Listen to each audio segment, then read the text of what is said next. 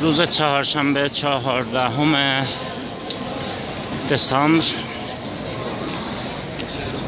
اکسیون و تظاهرات بزرگی در اعتراض به سیاست دولت راست نروژ در اسلو به دعوت تعداد وسیعی از سازمان‌های حقوق بشری، سیاسی، اجتماعی، سازمان‌ها، گروه‌ها، بیش از 25 سازمان در این تظاهرات شرکت دارند و من به نمایندگی از ران رفیوجی اسوسییشن این نروژ در این تظاهرات و اکسیون شرکت می کنم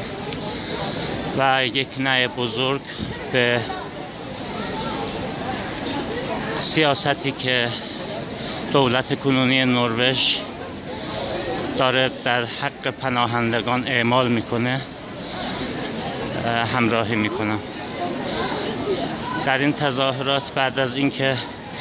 تعداد وسیعی از پناهندگان به خصوص کسایی که زیر سن بودن به شکل غیرقانونی بدون اینکه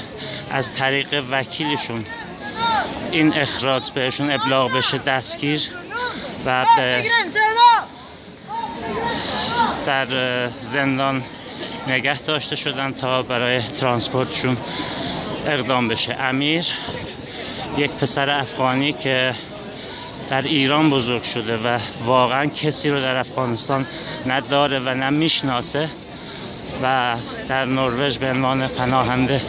خودش رو معرفی کرده بود، یکی از اون کسانی هست که به افغانستان فرستاده شد. با وجود اعتراضات بسیار وسیع به هر حال دولت و نمایندگانش اقدام به این عمل کردند و در واقع چهره گریان امیر که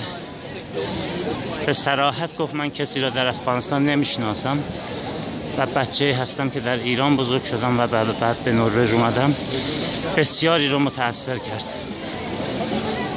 به هر حال این تظاهرات یک نقطه عطفی است در شرکت مردم و حمایت مردم، اون چیزی که میگیم به نروژی میگن گراسروت، یعنی در اون سطح پایین 99% ها اعتراض وسیع خودشون رو، یعنی سراسر خیابون کالیوهان الان پر از جمعیته. این از من وسط قرار دارم، این از روبروست و این از پشت سر تا چشم کار میکنه جمعیت هست و این اعتراض بسیار تاریخی و سرنوشت‌ساز هست. به امید نجات تمامی انسان‌هایی که به علت جنگ افروزی نظام‌های دیکتاتور موجود همدست با سوپرقدرت‌ها و قدرت‌ها و دولت‌های حاکم بر آمریکا و اروپا امروز مردم را به این سرنوشت بسیار غم‌انگیز، درد رنج غرق شدن در دریا و به هر حال رسوندن خودشون به کشورهایی که داعیه دموکراسی دارند به این شکل برخورد میشه. امیدواریم و خواهیم توانست این اعتراضات را به نتیجه برسانیم. درود بر همه کسانی که برای آزادی، برابری، عدالت در این سرما